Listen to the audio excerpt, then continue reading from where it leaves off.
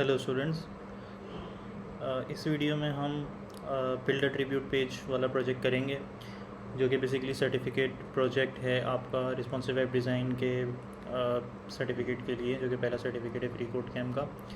इसमें हमें क्या करना है जी, बिल्ड ट्रिब्यूट पेज। ऑब्जेक्टिव है इसका build an app that is functionally similar to this. हम इस पर देख लेते हैं जी कौन सी वेबसाइट बनानी है हमने। ये एक ट्रिब्यूट पेज है बेसिकली डॉक्टर नॉर्मन बोरलॉग। अब आई डोंट नो प्रोनाउंसिएशन क्या है इनकी, बट ये साइंटिस्ट हैं, उनको ट्रिब्यूट पेश करने के लिए ये पेज है। ठीक है, उनकी टाइमलाइन लाइफ जो उनकी लाइफ टाइम में जो टाइमलाइन थी, उनकी जो अचीवमेंट्स वगैरह थी या इंपॉर्टेंट इवेंट्स हैं वो उन्होंने मेंशन किए हुए हैं या पढ़ सकते हैं। एग्रीकल्चर फील्ड में इन्होंने अच्छा खासा काम किया है।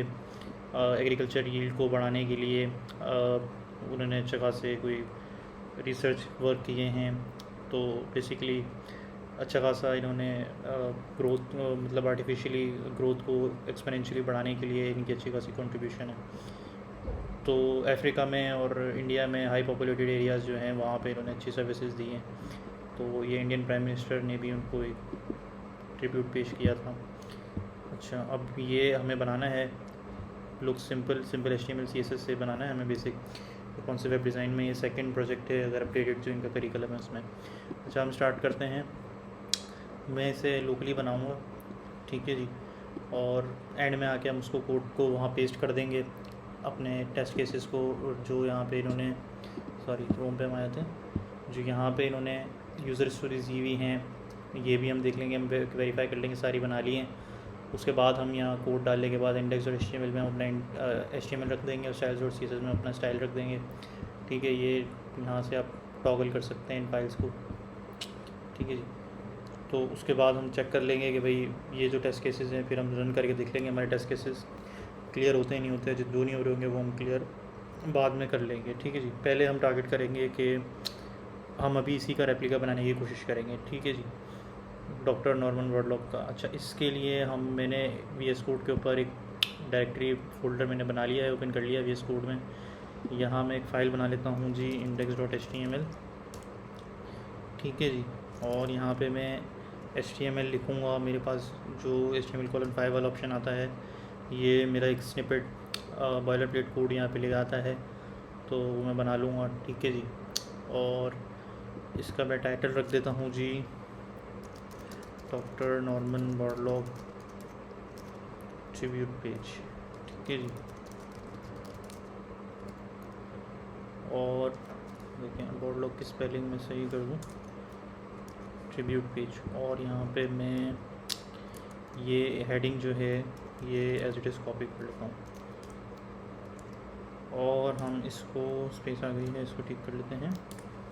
इसको हम रन करके देख लेते हैं। हम लाइव सर्वर की एक्सटेंशन मैंने करी हुई है, मैं राइट क्लिक करूँगा, मेरे पास ओपन विद लाइव सर्वर का ऑप्शन आ रहा है। अब मैक में विंडोज़ पे कोई डिफरेंस नहीं होगा। ठीक है जी, ओपन विद लाइव सर्वर का ऑप्शन आ रहा है। ये अगर ऑप्शन आपके पास नहीं आता, आप एक्सटेंशन में जाके लाइव सर्वर लिखेंगे और ये एक्सटेंशन आपके पास आ जाएगी। पहले आप इंस्टॉल कर लीजिएगा, मेरे पास इंस्टॉल हुई हुई है, तो मेरे पास इंस्टॉल का बटन नहीं आ रहा। आप इसे एक बार इंस्टॉल कर लीजिएगा, तो उसके बाद आपके पास ये ऑप्शन आने लगेगा जब आप राइट क्लिक करेंगे, ओपन विद लाइव सर्वर। ठीक है, अच्छा, उससे पहले ये देखें डॉट आ रहा है, इसको मुझे कंट्रोल S करूँगा तो चला जाएगा, लेकिन इसका भी एक ऑल्टरनेट है। मैंने अभी एंटर किया तो दोबारा एक डॉट आ गया, ग्रे सा बटन आ गया, सेव नहीं हुआ। एक ऑटो सेव हम इनेबल कर सकते हैं। मैं ऊपर VS कोड पे फाइल में जाऊँगा और ऑटो सेव इनेबल कर दूँगा। इससे ये होगा कि जो भी मैं कोड लिखूँगा वो ऑटोमेटिकली सेव होता रहेगा। देखें अभी डॉट नहीं आ रहा, मैं वापस इसे बैक स्पेस कर लेता हूँ, ये ऑटो सेव हो रहा है। अब मैं इसे ओपन विद लाइव सर्वर करूँगा, तो लाइव सर्वर का भी आप देख लें पर्पज़ क्या है। लाइव सर्वर से हमारी वेबसाइट रन हो गई। अच्छा, अब ये इसको एक IP मिल गई है, 127.0.0.1 पोर्ट मिल गई है। 127.0.0.1 ये बेसिकली लोकल होस्ट होता है, अगर आपको नहीं पता, नो इशू विद दैट। ये बेसिकली आप ही के PC को पॉइंट कर रहा होता है। IP हमेशा सेम रहेगी जब भी आप लोकली कोई प्रोजेक्ट चलाएंगे, पोर्ट चेंज हो सकती है जो कॉलन के बाद लिखी है। अच्छा, बाकी इंडेक्स और HTML जो हम फाइल सर्व कर रहे हैं। अब इसका फ़ायदा क्या है लाइव सर्वर का, अगर मैं नॉर्मल तो उसको फाइल को ओपन विद HTML करके और ओपन विद क्रोम करके चला सकता हूँ, लेकिन उसमें मुझे एक ड्रॉबैक ये आता है कि जो भी मैं कोड लिखता हूँ, मिसाल के हेलो डॉक्टर नॉर्मन बोरलॉग मैंने लिख दिया, अगर अब मुझे जो है उस फाइल को क्रोम पे आने के बाद ना रीलोड करना पड़ता है। अब देखें मैंने अभी रीलोड नहीं किया, मैं डायरेक्ट बस यहाँ आया हूँ, यहाँ ऑटोमेटिकली अपडेट हो गया। तो लाइव रीलोड से क्या होता है, ऑटोमेटिकली हमारे चेंजेस अपडेट हो जाते हैं, हमें रीलोड करने की ज़रूरत नहीं पड़ती। ठीक है जी। अच्छा, मैं यहाँ पे हेलो हटा देता हूँ। ठीक है जी। अब वो मेरा सेव भी हो रहा है, मुझे सेव करने की ज़रूरत नहीं है और रीलोड करने की ज़रूरत नहीं है, मेरे चेंजेस अपडेट हो रहे हैं लेफ्ट रन टाइम पे। ठीक है। अच्छा, अब ये देख लें, थोड़ा सा गौर करें आपकी, ये आपका एक ग्रे बैकग्राउंड है, आपका टोटल बैकग्राउंड जो है आपका बॉडी का वो वाइट है, वो हमारे पास एज इट इज़ है, और उसके ऊपर जो है ये ग्रे बैकग्राउंड है। ठीक है, ये हम बना लेते हैं। ठीक है जी। पूरी एप्लीकेशन को इसने कवर किया हुआ है ग्रे बैकग्राउंड ने, और एक ये वाइट बैकग्राउंड है। ठीक है जी, तो ये भी हम बनाएंगे। अच्छा जी, हम इसके लिए क्या करेंगे, हम बॉडी को तो कोई कलर नहीं देना, हम H1 हम एक डिव ले लेते हैं।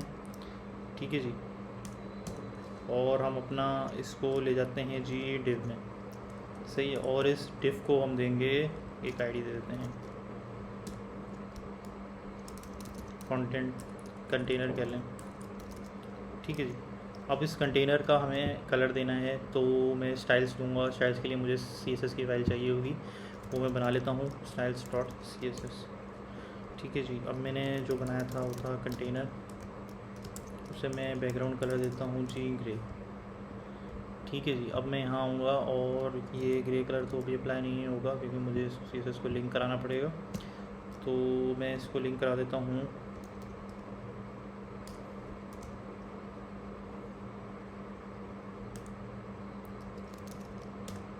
ठीक है जी, और ये ग्रे कलर इसका आ गया। ठीक है। अच्छा, हम थोड़ी सी यहाँ पे चीटिंग करेंगे, ये अगर मुझे ये एग्जैक्ट शेड चाहिए तो मैं इंस्पेक्ट करके भी यहाँ से निकाल सकता हूँ। ठीक है जी। और इसने पूरी हाइट अभी नहीं ली हुई है, तो हाइट ऑटोमेटिकली जब जैसे जैसे इसमें कंटेंट आता जाएगा इसकी हाइट इंक्रीज़ होती रहेगी। मैं ये कलर निकाल लेता हूँ कि ये कौन सा कलर है। इस पर मोबाइल व्यू से हटा देते हैं, ये आ रहा ट्रिपल ई। ठीक है जी। अब हम यहाँ आ जाते हैं और हम इसको जो कलर देंगे वो हैक्स में दिया हुआ है ट्रिपल ई। ठीक है जी। तो ये हमारा यही शेड आ गया जो कि ये वाला शेड है। अच्छा, नॉर्मन बॉर्डलॉग आ गया, उसके बाद है the man who saved a billion lives, ये एक पी टैग है, ये भी हम बना लेते हैं। ये हम कंटेनर के अंदर ही बनाएंगे, इसके नीचे पी लिखा एंटर कर दिया, ये मैंने पेस्ट कर दिया, मैं कॉपी मैंने पहले ही कर लिया था। ठीक है, इससे मेरा जो है स्पेलिंग के इश्यूज़ वगैरह वाला जो है वो मसला ख़त्म हो जाएगा। ये आ गया। अच्छा, अब हमें क्या करना है जी, इसको करना है सेंटर में। अच्छा, यहाँ पे दो तीन चीज़ें हम कर सकते हैं, इसको सेंटर में कर सकते हैं, और इसके ऊपर भी स्पेस है वो भी ला सकते हैं, और इसके अलावा जो है ना इनकी फ़ॉन्ट फैमिली भी मुझे डिफरेंट लग रही है, इसकी फ़ॉन्ट फैमिली अलग है, इसकी फ़ॉन्ट फैमिली अलग है। डिफ़ॉल्ट फ़ॉन्ट फैमिली यूज़ हो रही है times new Roman most likely. अभी मुझे अगर इसकी फ़ॉन्ट फैमिली चेंज करनी है तो वो फ़ॉन्ट फैमिली बॉडी में डिफाइंड हो जाती है। ठीक है, अब ये फ़ॉन्ट मैं ले लेता हूँ, यहाँ से कॉपी कर लेता हूँ। ठीक है जी। हम देखें पूरा प्रोजेक्ट कॉपी नहीं करेंगे हम, और हम चाहें तो इस फ़ॉन्ट को ऐसे भी रहने दे सकते हैं।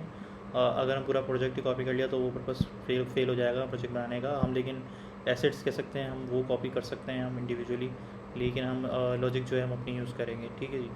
अच्छा, अब इसके अंदर हम बॉडी के अंदर, बॉडी को अगर हमें टारगेट करना है तो हम ऊपर डिफाइन कर लेते हैं यूजुअली शुरू में जो बॉडी के स्टाइल्स होते हैं।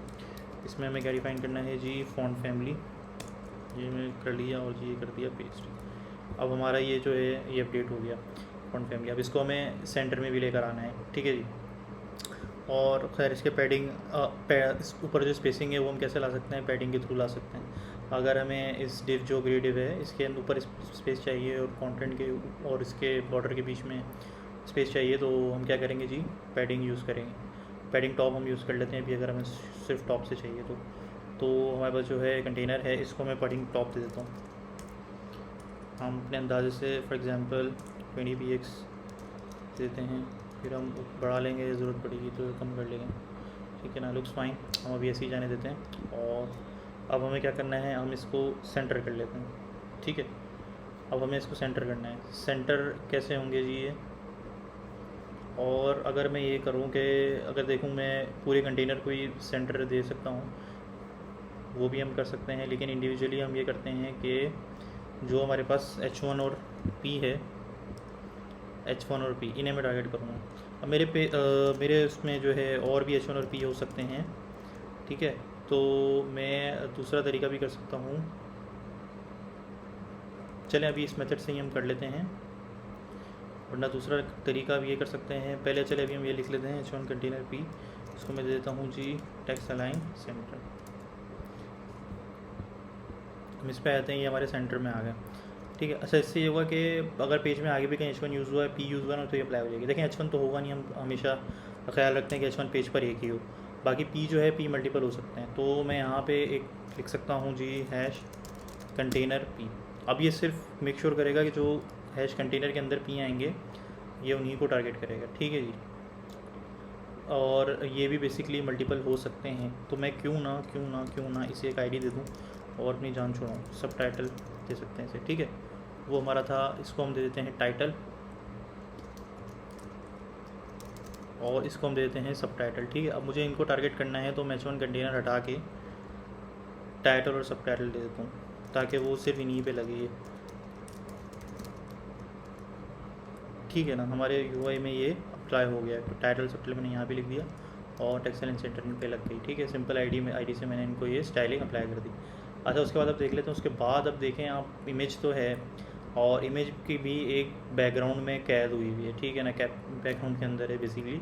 तो ये वाइट बैकग्राउंड है, अब यानी कि बैकग्राउंड के अंदर एक बैकग्राउंड है। तो जब भी आप कलर देखते हैं, कोई आ रहा होता है, कलर चेंज हो जाता है, तो समझ जाए यार आपने वहाँ पे डिव इंट्रोड्यूस करानी है। ये भी ग्रे कलर हमने डिव से इंट्रोड्यूस कराया था। अब एक और इसके अंदर एक और डिव बनाएंगे हम, और उसको बैकग्राउंड कलर वाइट देंगे, ठीक है जी। तो चलें जी बनाते हैं, और उसके अंदर एक हमें इमेज भी लगानी है। चलें, कंटेनर आ गया, इसके अंदर हम बनाएंगे जी डिव, और इसको हम दे देंगे क्यों ना मैं यहाँ पे डिव बनाने की जगह एक और सिमेंटिक टैग यूज़ कर लूँ फिक कैप्शन का, ठीक है जी। और फिक कैप्शन को हम दे देते हैं जी बैकग्राउंड कलर वाइट, ठीक है। अभी फिक कैप्शन से कुछ भी नहीं हुआ, पहले हम यहाँ पे इमेज लगा लेते हैं। चलें पहले हम इमेज भी लगा लेते हैं, और SRC मुझे चाहिए, तो मैं SRC इसका यहाँ से इंस्पेक्ट करके निकाल लूँगा इमेज का, ठीक है। आप कोई भी इमेज लगा सकते हैं, मुझे क्योंकि मैंने टारगेट कर रहा हूँ कि आप लोगों की UI जो है हमारी सिमिलर बने एज क्लोज एज पॉसिबल, तो मैं यही इमेज निकालूँगा। और ये मैं तरीका भी बताता हूँ कैसे आप निकाल सकते हैं, आप कोई और से भी लगा सकते हैं। मैं इंस्पेक्ट करूँगा और माउस जो है ना इमेज पर रख के इंस्पेक्ट करूँगा, तो मेरा ठक करके उसी जगह पे आएगा, ना ऊपर नीचे भी आ सकता है। आप देखें इसको, मैं जैसे हाईलाइट, जैसे अपना माउस ओवर कर रहा हूँ, तो वो उसके ऊपर जो है खुद ही जो है हमारी UI के ऊपर हाईलाइट हो रहा है, ठीक है। तो मैं यहाँ पे आऊँगा, और SRC पे मैंने खाली SRC के ऊपर होवर किया, तो ये खुद ही है ना, ये पॉपअप खुल गया, और यहाँ पे लिखा हुआ है करंट सोर्स, इस पर मैं क्लिक भी कर दूँगा तो ये नए इसमें इमेज खुल जाएगी। अब ये जो URL है मैं कॉपी कर लूँगा, इसमें देखें .jpg भी लिखा है, तो जस्ट टू ये मुझे कंफर्म हो गया कि यार ये जो है इमेज का ही URL है, ठीक है। अक्सर आप गूगल इमेजेस से उठा रहे होते हैं, उसमें गलती ये कर देते हैं कि URL.image का नहीं होता, वो किसी वेबसाइट का URL या .html लिखा होता है URL में, वो उठा लेते हैं, तो वो गलती नहीं करिएगा, वो इमेज आपको शो नहीं करेगी। अच्छा, इसमें जो अब मेरे पास SRC था, मैं यहाँ पे पेस्ट कर दूँगा, और इससे मेरी इमेज जो है आ जाएगी, ठीक है। फिक कैप्शन से मेरी इमेज आ गई, और ये लेकिन लेफ़्ट पे आई है बिल्कुल, इसको भी हमें सेंटर भी करना है, और इसका बैकग्राउंड भी हमें वाइट बनाना है। तो इस पर काम कर लेते हैं हम। इस पर काम करने के लिए हमें पता है कि इसका फिक कैप्शन है, हम उस पर काम करेंगे, उसको हम बैकग्राउंड दे सकते हैं, बैकग्राउंड कलर वाइट। और उससे पहले क्यों ना मैं इमेज जब भी यूज़ करते हैं हम ऑल्ट एट्रीब्यूट, देखें मैंने ऑल्ट एट्रीब्यूट खुद ही बना दिया था इसने, क्योंकि ऑल्ट एट्रीब्यूट देखना अच्छी प्रैक्टिस होती है, ज़रूरी नहीं होता लेकिन अच्छी प्रैक्टिस होती है। अब डॉक्टर नॉर्मन बॉर्डलॉग पिक्चर लिख सकते हैं, डॉक्टर नॉर्मन इन फील्ड, ठीक है, ये लिख देते हैं। जो भी पिक्चर के अंदर है, बेसिकली स्क्रीन रीडर्स वो कोई होते हैं तो वो पढ़ लेंगे यार पिक्चर किस बारे में। इसके अलावा आपके पास ये कैप्शन भी है, ये भी हम ऐड कर लेते हैं, ये भी है, और इसका बैकग्राउंड कलर वाइट भी है, ये भी कर लेते हैं। उसको सेंटर में करना है, ये भी कर लेते हैं। तो एक करके देख लेते हैं। फिक कैप्शन देख लेते हैं। फिक कैप्शन को हम क्या करेंगे जी, हमने देना है जी बैकग्राउंड कलर वाइट। अब हम आ जाते हैं, देखिए हमारा बैकग्राउंड कलर हो गया है white, but the problem is के अब बैकग्राउंड कलर तो चिपक गया है इससे, ठीक है। ये अलग है, ग्रे के साथ ही शुरू हो रहा है, जबकि ये अलग है, ठीक है। यहाँ पे हमें स्पेसिंग चाहिए। अगर मैं इसकी फिक कैप्शन के विड्थ को कर दूँ कम, विड्थ मैंने कर दी जी 80%, ठीक है। तो इसकी विड्थ कम हो गई और ये यहाँ पे कम हो गई है। बस मुझे अगर ये मैं सेंटर में कर देता हूँ, और वैसे तो ज़्यादा ही हो गई कम, मैं 90 कर लेता हूँ,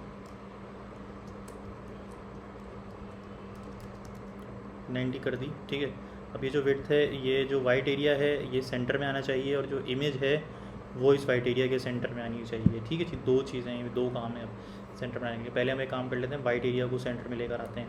वाइट एरिया को सेंटर में लेकर आना है तो देखें कि हम मार्जिन ऑटो वाला काम करेंगे। पहले देखें हम मार्जिन से आपको पता है कि मैं एग्जांपल अगर 10 px लिखता हूँ या 100 px लिखता हूँ तो देखें मेरी ये जो है मार्जिन लेफ़्ट करें, खाली मार्जिन लेफ़्ट। ठीक है, मार्जिन लेफ़्ट से क्या हो रहा है कि मेरी जो ये वाइट वाली डिव है फिक कैप्शन, ये मेरी लेफ़्ट पे पुश हुई 100 डिव। ठीक है, इसी तरीके से मैं 100, 150, 200 लिखता जाऊँगा। एग्जांपल अगर 10 लिखा तो थोड़ी सी स्पेसिंग है, 20 लिख रहा हूँ तो थोड़ी सी और हो गई, और अगर 50 लिख रहा हूँ तो फिर और आगे बढ़ गई। ठीक है, और अगर 80 लिख रहा हूँ तो और आगे बढ़ गई। अब इस तरीके से मैं रेंडमली आगे बढ़ा सकता हूँ, लेकिन जब मैं इसको चेंज करूँगा, अभी देखें अब रफली सेंटर में लग रही है, यहाँ की स्पेस और यहाँ की स्पेस बराबर लग रही है। 70 अगर कर दूँ, ठीक है ना, तो अब रफली बराबर लग रही है। लेकिन अभी मैं जब स्क्रीन को रीसाइज़ करूँगा तो ये सेम नहीं रहेगी बराबर। इसको मैं मोबाइल व्यू पे करूँगा ना रिस्पॉन्सिवनेस चेक करने के लिए, तो ये बराबर नहीं रहेगी। ठीक है ना, तो अब देखें ये ख़राब हो गई, यहाँ पे बाहर निकल गई इमेज। तो मुझे इसको कैसे सेट करना पड़ेगा कि यहाँ की स्पेस बराबर रहे। तो मैं एक होता है margin left auto. Margin left auto से क्या हुआ, ये पूरी की पूरी वाइट की डिव जो है ना पूरी की पूरी कोने में चली गई। अब मुझे चाहिए ये कि मार्जिन लेफ़्ट से अगर पूरी स्पेस वो ले लेता है, पूरी स्पेस लेके कोने में चला जाता है। अब अगर मैं मार्जिन राइट ऑटो करूँगा तो वो बोलेगा राइट पे मुझे पूरी स्पेस दे दो। अब जब लेफ़्ट भी लगा हुआ है और राइट भी लगा हुआ है, तो जब दोनों लग जाते हैं तो इवेंचुअली आपकी जो ये वाइट वाली डिव है ये सेंटर में आ गई। इधर वाला एरिया और इधर वाला एरिया दोनों बराबर गिरे स्पेस ले रहे हैं। ठीक है ना, तो इससे आपका ये जो डिव है ना ये सेंटर में आ गई है। अगर आपको ये नहीं समझ में आया, हम यही काम इमेज पे भी अप्लाई करेंगे अभी। ठीक है ना, क्योंकि इमेज भी हमारी अब इस वाइट एरिया के सेंटर में नहीं है। अब इस इमेज को हमें वाइट एरिया के सेंटर में लेकर आना है, तो हम इमेज के ऊपर भी यही काम करेंगे। हम लगाएंगे उस पर मार्जिन लेफ़्ट ऑटो। ठीक है, अब इमेज पे लगाना है हमें, हमारे पास पूरे पेज में एक ही इमेज है, तो मैं IMG का टैग यूज़ कर सकता हूँ या इसे एक ID भी दे सकता हूँ, जो आप बोलें, या IMG का टैग यूज़ कर लेते हैं हम। उससे बेस्ट प्रैक्टिस ये होती है कि वो आप ID बना लिया करें, क्योंकि आइडेंटिफायर के तौर पर अगर बाद में कोई इमेज वगैरह इनकेस आपने ऐड करी हुई है अपने प्रोजेक्ट में कोई कस्टमाइजेशन के लिए, तो खाली IMG का टैग आपने यूज़ करेंगे ना, तो उस सब पे हुई है ID और यही सारी स्टाइलिंग लग जाएगी। इसलिए आप ID बनाएंगे तो वो यूनिक रहेगी। अब मैं यहाँ पे इसको दे देता हूँ जी मार्जिन लेफ़्ट। वही काम हम इसके ऊपर करके देखते हैं कि यार मार्जिन लेफ़्ट ऑटो पहले देता हूँ तो ये पूरी इमेज जो है ना इधर कोने में आ जानी चाहिए, लेकिन अभी नहीं आई, क्योंकि जो मार्जिन और पैडिंग है ये हमें पता है कि पता होना चाहिए कि यार मार्जिन और पैडिंग जो हैं ये ब्लॉक एलिमेंट्स पे चलते हैं। इमेज जो है ये इनलाइन एलिमेंट है।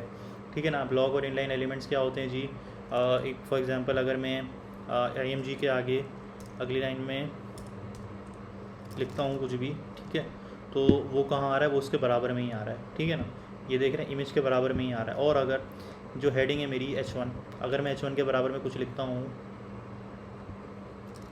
अब ये कहाँ आ रहा है, ये H1 के बराबर में आना चाहिए, लेकिन ये बराबर में नहीं आया, ये तो अगली लाइन में आया। ठीक है, तो इस दोनों में ऐसा फ़र्क क्यों हुआ, H1 की अगली लाइन में आया लेकिन इमेज के बराबर में आया, क्योंकि ये जो है H1 एक ब्लॉक एलिमेंट है। ब्लॉक एलिमेंट का मतलब ये होता है कि पूरी लाइन ले लेता है, पूरी स्क्रीन की विड्थ ले लेता है ब्लॉक एलिमेंट। ठीक है ना, जो भी एरिया है उसका वो पूरा एरिया ले लेता है, जिस भी पेरेंट के अंदर है वो, जिस भी डिफ के अंदर है वो पूरा एरिया ले लेगा।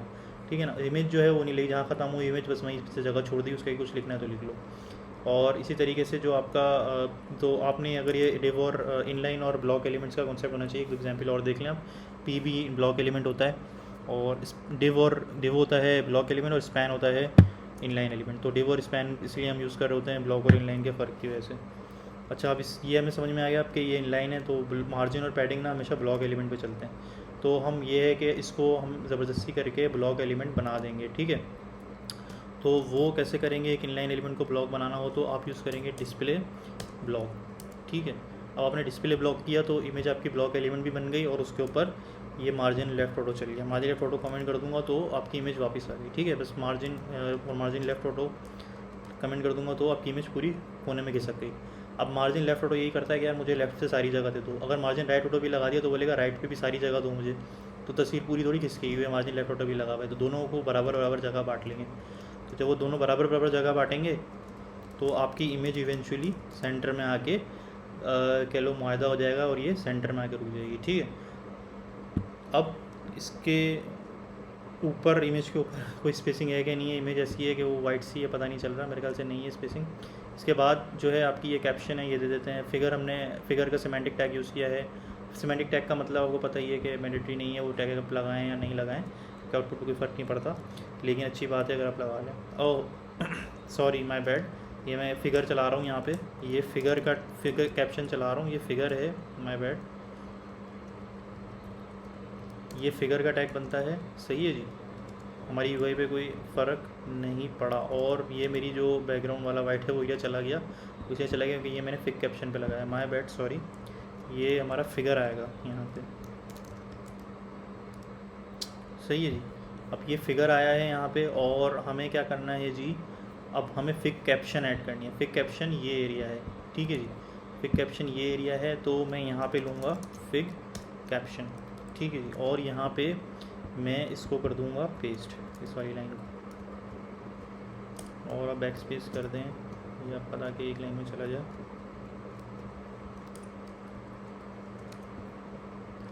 ताकि क्लीनर लगे। अब आपकी फिग कैप्शन भी आ गई, ठीक है। फिग कैप्शन को भी आपने सेंटर में करना है, तो अब नॉर्मली टेक्स्ट लाइन सेंटर आप लिख सकते हैं। आप यहाँ पे भी फिग कैप्शन, और इसे आप दे दें जी टेक्स्ट लाइन सेंटर, बल्कि इनफैक्ट इसकी भी आप आईडी बना लें फिग कैप्शन की, फिग कैप्शन के नाम से इसको भी एक आईडी दे दें, या खाली कैप्शन कर देते हैं आईडी। चलें, फिग कैप्शन क्या होता है, ये कैप्शन है इमेज की, तो ये हमने आईडी दे दी, और ये टेक्स्ट लाइन सेंटर हो गया, ठीक है। और इसको जो है हमें थोड़ी सी पैडिंग भी दे देते हैं, ऊपर इसके स्पेस चाहिए हमें, ठीक है। या आप इमेज को पैडिंग देते हो, मार्जिन देते हैं अराउंड में, या फिर इसको पैडिंग देते हैं कैप्शन को, इसको मैं पैडिंग दे देता हूँ।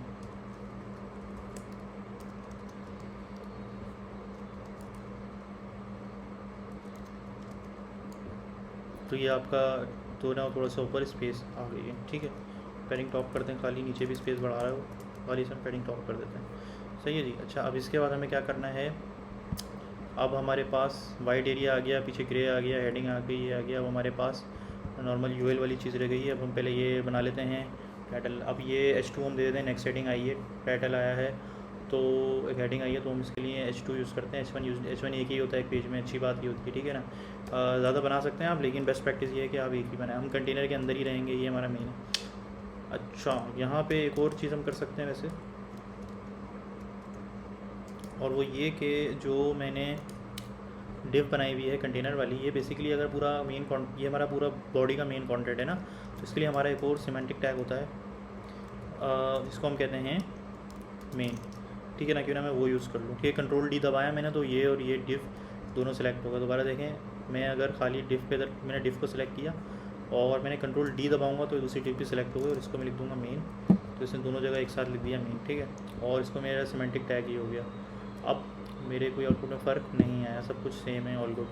और ये जो हेडिंग आई थी मेरी, ये चली गई है इससे बाहर, वाइट एरिया से। क्या ये वाइट एरिया से बाहर ही होगी? जी बिल्कुल बाहर ही होगी, बस इसे सेंटर में करना है हमें। अब ये जो H2 है मेरा, उसको हम दे देते हैं जी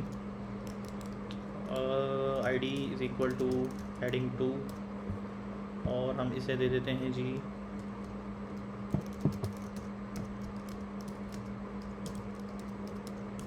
text align center. Simple as that, text align center हो गया। और अब हमें क्या करना है, अच्छा अब अब देखें, ये थोड़ा सा ना इसके नीचे स्पेसिंग नहीं आ रही जो मुझे लग रहा है। ऊपर मैंने स्पेसिंग दे दी है, इसके नीचे भी स्पेसिंग दे देते हैं ज़रा। अब ये जो मैंने लिखा था पैडिंग टॉप, पैडिंग दे देता हूँ, तो वो बेसिकली चारों तरफ पैडिंग दे देता है, ठीक है ना। अगर पैडिंग टॉप बॉटम नहीं लिखता हूँ तो भी नाउ दैट लुक्स गुड। अच्छा, where is a time line of doctor Borlaug's life, ये कर लेते हैं। और ये अगर जब हमें करना है तो बल्कि इनफैक्ट अभी भी हम बिफोर मूविंग फॉरवर्ड हम यहाँ पे एक काम और हम कर लेंगे, रिस्पॉन्सिवनेस इसकी चेक करेंगे। और एक काम करेंगे हम रिस्पॉन्सिवनेस में, आपको बताता हूँ रिस्पॉन्सिवनेस से क्या मतलब है। इमेज की रिस्पॉन्सिवनेस हम चेक करेंगे। देखें, अगर मैं इसे इंस्पेक्ट करता हूँ, ठीक है जी। अब देखें, ये मैं यहाँ खड़ा हूँ और इमेज जो है मेरी बाहर जा चुकी है, सही है। और अदर देन जब मैं इस पर हूँ, इसको मैं अगर इंस्पेक्ट करता हूँ, जो एक्चुअल प्री कोड का हमने बना के दिया है हमें, इसको देखें, ये हमारी इमेज जो है स्क्रीन के अंदर ही है। ये क्या है, इमेज मेरी रिस्पॉन्सिव है, ठीक है, जिसकी विड्थ रिस्पॉन्सिव शोनेस शो कर रही है, जबकि ये जो है इमेज बाहर जा रही है, ठीक है ना। जब मोबाइल से मैंने हटाया तो ये यहाँ आ रही है। अच्छा जी, इसको हम कैसे करेंगे जी, इसको मैं विड्थ दे देता हूँ इमेज को भी। ये अपनी जो, अगर हम विड्थ और हाइट नहीं देते तो इमेज अपनी एक्चुअल हाइट और विड्थ यूज़ करती है। तो ये मेरी माई इमेज है, इसको मैं विड्थ दे देता हूँ जी 80%, ठीक है। अब देखें, अब इसे मैं मोबाइल पे लेके जाता हूँ तो अब मेरी इमेज जो है वो रिस्पॉन्सिव हो गई है, सही है जी। तो अब ये जो मेरी इमेज है ये 80% का एरिया लेगी इस वाइट के अंदर ही, सही है ना। डिस्प्ले ब्लॉक विड्थ जो है ये मैंने इस पर लगा दी है। और अब हमें क्या चाहिए, अब इसकी हाइट को भी मैं ऑटो कर देता हूँ, वो भी ऑटोमेटिकली एडजस्ट हो जाएगी। अक्सर वक्त अगर आपकी बैकग्राउंड में जो है आपकी हाइट जो होती है वो दी हुई होगी तो ओवरफ्लो का इशू आया था, इसलिए हाइट ऑटो हम लगा देते हैं ताकि वो ऑटोमेटिकली रिस्पॉन्सिव करे हमारी इमेज को, ठीक है जी। और ये आपकी यूज़र स्टोरी में भी पार्ट है तो इसलिए हमने इसको हाइट ऑटो लगाई, ठीक है ना। Now that looks better. और हम ये कर सकते हैं कि इनफैक्ट अगर मैंने सही है, looks better, looks good, looks fine. हम ये कर सकते हैं, हम आगे भी जा सकते हैं, या फिर जो हमने विड्थ 80% दी है हम फिगर को भी दे सकते हैं, पूरी फिगर को भी दे सकते हैं, लेकिन हम इमेज को भी दे सकते हैं। खैर हम आगे चलते हैं। हेडिंग 2 हमने बना ली थी, टेक्स्ट अलाइन सेंटर। अब हम इस पे से हटा देते हैं, इमेज पे से और मोबाइल व्यू से, सॉरी। अब ये आ गई थी हमारी हेडिंग। इसके बाद तो सिंपली अब हमें ये लिस्ट बनानी है, ये हमें पता है यूएल और एलआई से बन जाएगी, ठीक है। हम एचटीएमएल में आएंगे, मेन के अंदर ही रहेंगे, मेन से बाहर नहीं जाएंगे। हमने लिख लिया जी, सॉरी, यूएल, और उसके अंदर लिख लिया जी एलआई, कंट्रोल दैट, और इसके अंदर कंट्रोल वी, कितने हो गए पता नहीं अब इसके अंदर हमें ये पेस्ट करना है, तो मैं इसे करता हूँ कॉपी। अब यूएल और एलआई जो है, वैसे मैं अभी भी देख लूँ तो ये खुद ही बना देते थे, लिस्ट बना दी इसमें, डॉट डॉट डॉट। अब मैं पहला वाला आइटम पेस्ट कर दिया, ठीक है, पहला वाला आइटम आ गया। दूसरा भी पेस्ट कर देते हैं, तो ये जी दूसरा आ गया। ये एक स्पेस ले रहा है हमारी, ठीक है। और मैं इसे भी कॉपी कर लूँगा जी, थर्ड वाला इसे कर देते हैं पेस्ट, सही है। अगर मैं इसको ऐसे डबल क्लिक के बजाय अगर सेलेक्ट करूं तो ये हमें मसला नहीं कर रहा। अच्छा, आप चाहें तो स्किप कर देते हैं, कर सकते हैं आगे।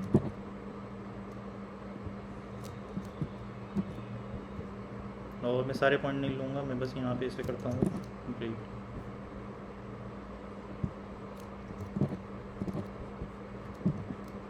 सही है जी। इसके बाद हम देख लेते हैं हमारा आउटपुट क्या आ रहा है। हमारा आउटपुट आ रहा है कुछ ऐसे। तो there are couple of issues. पहली बात तो ये कि ये जो है ये बिल्कुल सेंटर्ड में है, ठीक है, और ये बोल्ड हैं। पहली वाली चीज़, बोल्ड वाला काम कर लेते हैं, पहले इसको सेंटर में कर लेते हैं। अब हमें इसे सेंटर में करना है तो बेसिकली मार्जिन ही लगाएंगे।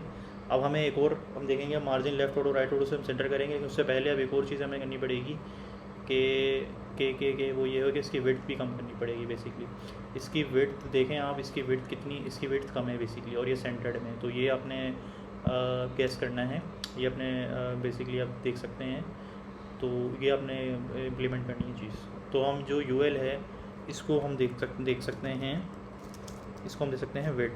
पहले मैं इसे आईडी देता हूँ एक लिस्ट की, और उस लिस्ट को हम दे देते हैं जी विड्थ, वो हम दे देते हैं जी 50%। सही है जी। अब हमारा सुखड़ गया सारा कंटेंट, ठीक है। अब हमें इसे लाना है सेंटर में। सेंटर में कैसे आएगा जी, सेंटर में आएगा जी मार्जिन लेफ़्ट ऑटो और मार्जिन राइट ऑटो वाला गेम से ही। मैं लिखूँगा मार्जिन लेफ़्ट ऑटो, इससे क्या होगा, ये पूरा सारी स्पेस लेफ़्ट पे ले ली और आगे चला गया, ठीक है। और अगर मैं लड़ाई करवाऊँ मार्जिन राइट ऑटो पे लिख दूँ तो राइट वाला भी बोलेगा मुझे भी सारी जगह चाहिए, तो दोनों में लड़ाई हो जाएगी और इवेंचुअली बराबर जगह बांट लेंगे, बराबर, और ये आ जाएगा सेंटर में। अब यहाँ पे सेंटर में आ गया, सो फार सो गुड। अब देख सकते हैं हम इन लाइंस के बीच में भी जो है गैप है, ठीक है ना। इधर लाइन के बीच में हमें अगर गैप चाहिए तो हम ये कर सकते हैं जी हैश लिस्ट और li हम यूज़ कर सकते हैं line height 5px। No 5px तो ये ख़त्म ही हो गई, ये बिल्कुल ही 25px। हाँ ठीक है जी, बल्कि और इंक्रीज़ कर सकते हैं हम 35px। सही है जी। So now looks much better. अच्छा अब इसके बाद अब हमें क्या करना है, अब ये 1914 को जो है 1933 जो ईयर्स हैं इनको बोल्ड करना है। अब हम बोल्ड करने के हमारे मल्टीपल तरीके हैं, टैग्स हैं। अब हम यहाँ पे पी का टैग एक यूज़ कर सकते हैं, ठीक है जी। और दूसरा तरीका ये है कि स्ट्रॉन्ग का टैग भी यूज़ कर सकते हैं आप, ठीक है जी। तो बी से हम देख लेते हैं, हमारा 1914 बोल्ड हो गया। 1933 को मैं कैसे बोल्ड करूँगा, मैं जी स्ट्रॉन्ग का टैग स्पेस दे के STR लिखूँगा ना, मेरा स्ट्रॉन्ग आना जाएगा वो थी, ठीक है। और फिर मैं 93 को कट करके वहाँ पेस्ट कर देता हूँ, ठीक है। तो उससे अभी बोल्ड हो गया। अभी सिमिलरली मैं 1935 को भी बोल्ड कर लेते हैं। 1935 19 बी का टैग यूज़ कर लेते हैं, दोनों टैग आप यूज़ कर सकते हैं। स्ट्रॉन्ग मेरे ख्याल से बताता है वो ज़्यादा चीज़ स्ट्रॉन्ग उसकी वो ज़्यादा थी इंटेंसिटी, ठीक है जी। 1938 और 1941, ठीक है जी। सारे हमारे पास हो गए बोल्ड। अब हम आगे चलते हैं। So far so good.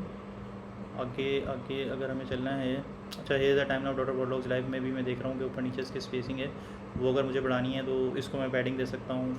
अगर एक टेक्स्ट को मैं आगे पीछे ऊपर नीचे स्पेस चाहिए तो पैडिंग टॉप पैडिंग बॉटम आप दे सकते हैं, या पैडिंग चारों तरफ दे दें तो भी चलेगा। अब इसको मैंने कोई हेडिंग कोई टाइटल वो ID दी हुई है, हेडिंग 2 दी हुई है ना। अब हेडिंग 2 पे मैं जाके इसको पैडिंग दे देता हूँ, पैडिंग 15px, ठीक है जी। अभी और बढ़ा सकते हैं, 25 कर देते हैं, सही। Now looks good, looks better. अब इसके बाद हम चलते हैं जी, अब हमें क्या बनाना है ये सब हम स्किप कर लेते हैं, हम डायरेक्ट आए थे कोटेशन वाला पार्ट पे। अच्छा कोटेशन ऐड करने के लिए आपको पता है आप आई का टैग यूज़ कर सकते हैं, इटैलिक हो जाएगा वो। लेकिन हमारे पास HTML5 में कोड सिमेंटिक टैग है कोड्स को लिखने के लिए, वो है ब्लॉक कोड का टैग, ठीक है जी। वो हम यूज़ कर लेते हैं।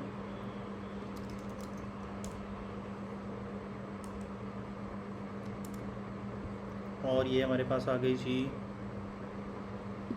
Block code.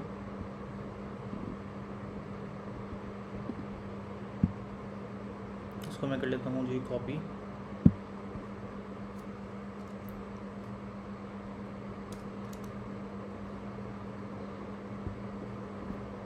ये हमारे पास आ गई ब्लॉक कोड। और हमें इसको देना है जो इसका ऑथर है, जो रेफरेंस है वो हमें देना है। तो उसके अंदर मैं एक टैग यूज़ कर लूँगा इसका साइट का, और वो पेस्ट कर देंगे। और ये फिर से स्पेस बना लेता है, एंटर कर लेता है। अब हम देख लेते हैं जी, ये आ गई Indian prime minister Manmohan Singh. अच्छा ये बाय डिफ़ॉल्ट टिल्टेड ही आई है, लेकिन ब्लॉक कोड हमारी इटैलिक नहीं आई है। ब्लॉक कोड को भी हम इटैलिक कर सकते हैं।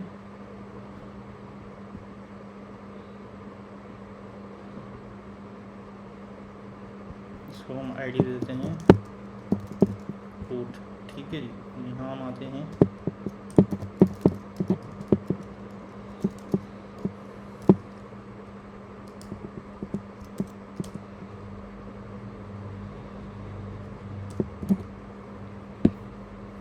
फॉन्ट स्टाइल ओब्लिक हमने दे दिया, ठीक है जी। और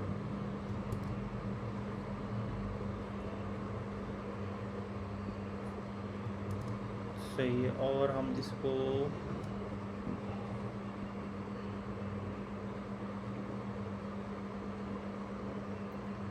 ठीक है, ये हमारे पास नेक्स्ट ये इसके साथ ही आ रहा है। इसको भी हम कर लेते हैं कि ये हमारा नेक्स्ट लाइन में आए ऑथर। तो मैं इसको जो मैंने डायरेक्ट लिख दिया है इसको P में लिख देता हूँ। तो क्या होगा इससे, P जो है आपको पता है एक ब्लॉक एलिमेंट है, तो उससे क्या होगा जी, P एक ब्लॉक एलिमेंट है तो उसने पूरी लाइन ले लेनी है, तो जो साइड है वो इनलाइन एलिमेंट है तो वो खुद ही अगली लाइन में चला जाएगा, ये इसलिए इन लाइन एलिमेंट में आ रहा था। अच्छा, अब इसको भी हमें सेंटर में लाना है, तो वो हम कैसे लाएंगे? अच्छा, इसको भी हम सेंटर में लाने के लिए अभी हम बार बार प्रैक्टिस कर चुके हैं, तो वो सिंपल ये हम कोड को हम दे चुके हैं, ठीक है। इसको हम पहले देते हैं विड्थ 50%, इसकी हो गई जी विड्थ कम, और उसके साथ साथ वही काम करेंगे margin left auto right auto बार बार लिखने के बजाय एक शॉर्ट हैंड भी होता है, वही मार्जिन ऑटो खाली अगर मैं कर दूँ, ठीक है ना, तो लेफ़्ट राइट टॉप बॉटम चारों तरफ से उसको सेंटर कर देगा, ठीक है जी। और मैं इसको 50 की बजाय और इसे कम कर दूँ 45, तो ये और सेंटर में हो गया, ठीक है जी। अच्छा, अब इसके बाद हमारे पास आ जाती है आखिरी लाइन, ये आखिरी फुटर टाइप इसे हम कह सकते हैं। फुटर में हम इसको डाल सकते हैं, एक सिमेंटिक टैग होता है, वो बना लेते हैं, नो इशू विद दैट। लेकिन मैंने देखा है जो इन्होंने एग्जांपल दी हुई उसमें इन्होंने फुटर यूज़ नहीं किया हुआ, लेकिन हम बना लेते हैं। आई एम नॉट श्योर कि अच्छा, अब जो फुटर है ये बोल्ड है और उसके अंदर एक लिंक है, तो हम एक पी का टैग ले लेते हैं और उसके अंदर बी का टैग ले लेते हैं और उसके अंदर हम ये लिंक भी लगा लेते हैं, ठीक है। इसको मैं पूरा कॉपी कर लेता हूँ।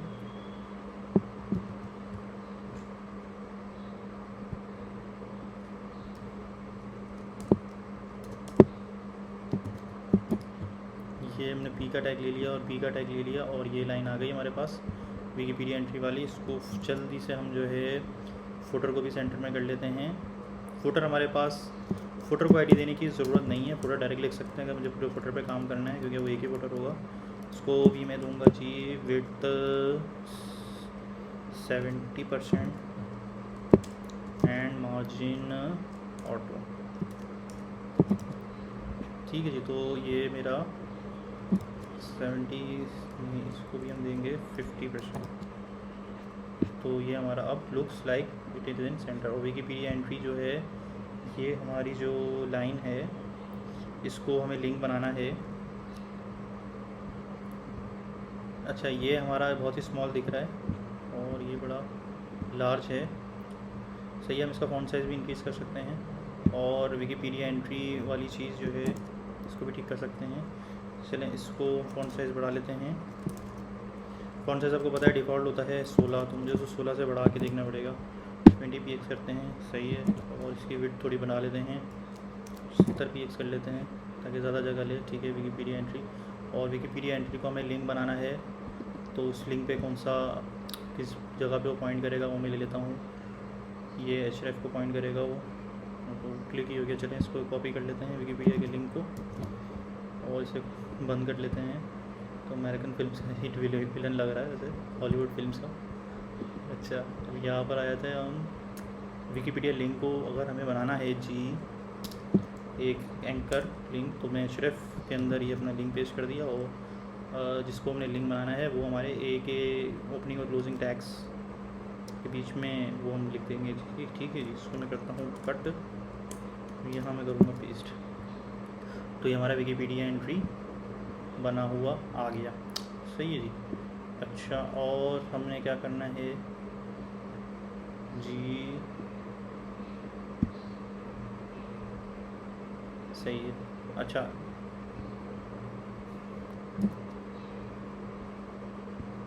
इसकी अगर मैं विड्थ 60 करता हूँ, सही है, 65 करता हूँ, सही है। अच्छा, और इसके नीचे भी मुझे स्पेसिंग चाहिए, तो अब बताएं कैसे होगी। अगर ये जो ग्रे एरिया है इसको मैं पैडिंग बॉटम दे सकता हूँ, इसमें मैंने पैडिंग टॉप दी, जो ऊपर स्पेस आई थी पैडिंग बॉटम भी दे सकता हूँ। जो ग्रे एरिया है वो मेरा कंटेनर है, मैं कंटेनर में आता हूँ और दे देता हूँ चीज़ से पैडिंग बॉटम कितनी थी, 20 px टॉप को दी थी, उसको भी मैं 20 px दे देता हूँ, सही है जी। तो ये एंड में भी स्पेस आ गई मेरे पास, सही है। अच्छा, now look similar, looks good. अब हम इसको अपने टेस्ट केसेस भी पास कराने हैं और यूज़र स्टोरी से भी मैच कर लेते हैं। तो पहले मैं अपना कोड यहाँ पे ला के रखूँगा, यहाँ से मैं कॉपी कर लेता हूँ अपनी इंडेक्स की फ़ाइल,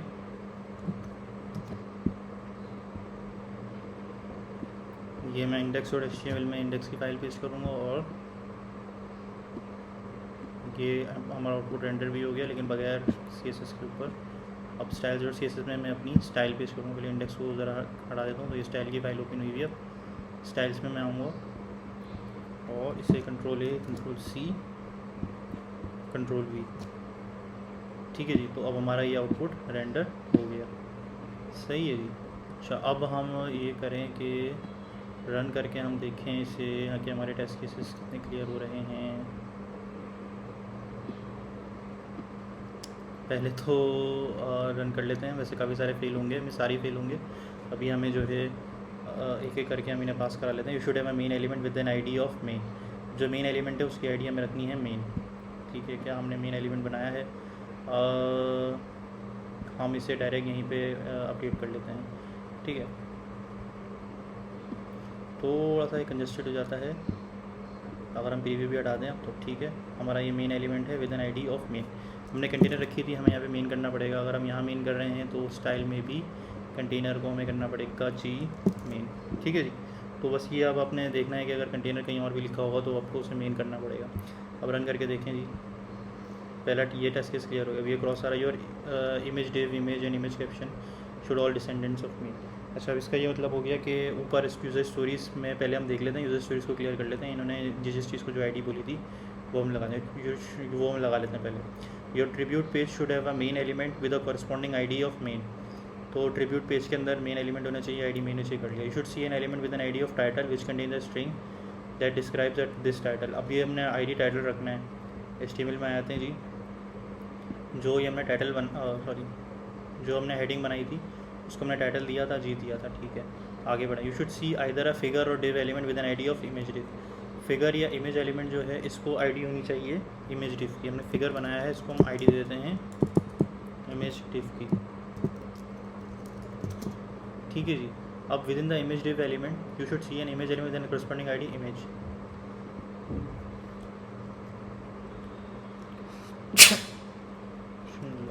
सॉरी, अच्छा, अब आईडी इज इक्वल टू, इसे हम देंगे इमेज।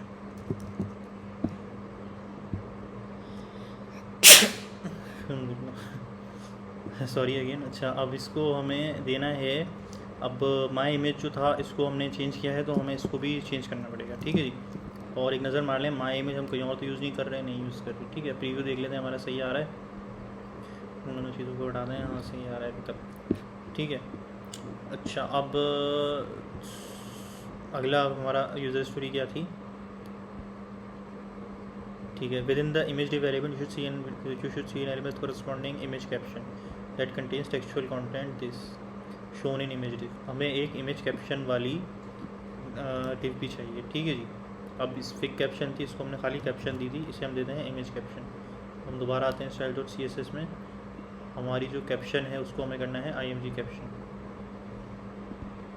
इसे हमने कर दिया ये, ठीक है, ये अपडेट हो गया। अगला क्या है, you should see an element with the corresponding tribute info which contains textual content describing the subject of the tribute page. इस हेडिंग की बात हो रही है, इसमें हमें आईडी देनी है ट्रिब्यूट इन्फो। इसे हमने दी हुई थी हेडिंग 2, इसे हमें देना है जी ट्रिब्यूट इन्फो। ये दे देते हैं जी जल्दी से, ये दे दिया ट्रिब्यूट इन्फो। और यहाँ पे हमने जो हेडिंग 2 लिखी हुई थी, बड़ी बैड सी हेडिंग आईडी डाली थी, उसको अपडेट करते हैं। हेडिंग 2 हमने कोई और यूज़ तो नहीं किया, ठीक है जी। नाउ वी आर बैक, जैसे UI थी हमें वैसे ही आ रही है। अब हम you should see an element, you should see an A element, यानी कि anchor element with a corresponding ID tribute link. जो ए आपने यूज़ किया है उसको ट्रिब्यूट लिंक की आईडी देनी है।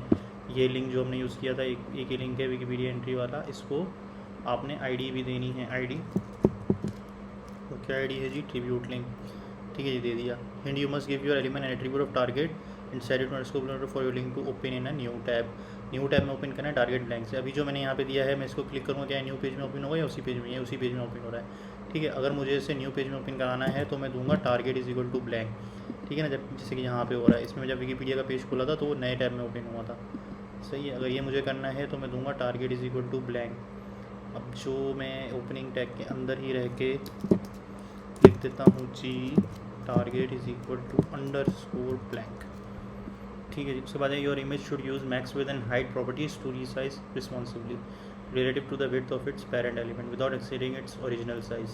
without exceeding its original size भी हम max width का एट्रीब्यूट देंगे, यानी कि हमने जो इसको width दी थी इमेज को,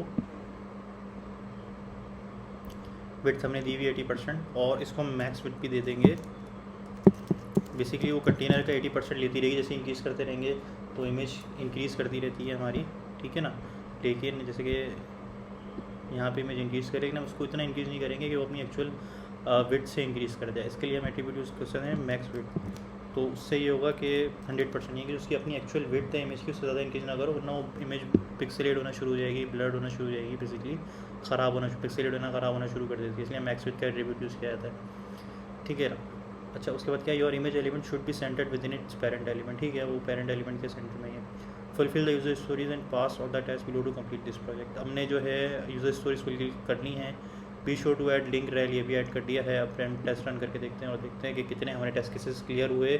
एंड कंग्रेचुलेशन, हमारे सारे टेस्ट केसेस क्लियर हो गए हैं just by updating the user stories. हमारे सारे फॉर्चुनेटली टेस्ट केसेस को हमें एक करके नहीं रन करना पड़ा, वो हमारे सारे ही रन हो गए, ठीक है। अगर इनकेस आपके पास एरर आते हैं तो आप यूज़र स्टोरीज़ में कुछ मिस कर दिया होगा आपने, या कोई सिंटेक्स स्पेलिंग मिस्टेक कर दी होगी, ठीक है जी, तो वो भी देख सकते हैं। आपके टेस्ट केसेस जो फेल हो रहा होगा वो आप देख के फिक्स कर सकते हैं, ठीक है जी। तो इसके साथ हमारा ये कंप्लीट होता है। यहाँ मैं एक काम आपको लाजमी सजेस्ट करूँगा कि पहले तो इसको कॉपी करके अपने पास लोकली ले जाएं। और वो लोकली ले जाना हमें इसलिए है क्योंकि आपने इस प्रोजेक्ट को करना है जी अपलोड गिटहब के ऊपर, ठीक है जी। आपने इस वीडियो को अगर देखा है, इसके बाद आप अपने प्रोजेक्ट को गिटहब पे लेके जाएं, ठीक है जी। अगर आपने गिटहब पे कैसे लेके जाएंगे वो आपने देखना है, और इसके साथ साथ आप इसे लाइव कर सकते हैं इस वेबसाइट को, वो आपने देखना है। तो मैंने ऑलरेडी अपलोड करी हुई एक वीडियो फ्री में, वो आपको गिटहब पे अपलोड करना, वो आप फ्री में अपलोड भी करेंगे गिटहब पे, और फ्री में आप वेबसाइट को लाइव भी कर सकते हैं, ठीक है, स्टैटिक वेबसाइट को गिटहब पेजेस के थ्रू। 9 मिनट की वीडियो 10 मिनट की है, आपकी वेबसाइट लाइव हो जाएगी, ठीक है जी। तो चलें जी, और आपका एक पोर्टफोलियो का प्रोजेक्ट भी हो जाएगा। आप इसको रेज्यूमे में भी लिख सकते हैं, किसी का लिंक भी शेयर कर सकते हैं, लिंक्डइन पे भी डाल सकते हैं, so on and so fourth. चलें जी, मिलते हैं इंशाल्लाह नेक्स्ट वीडियो में।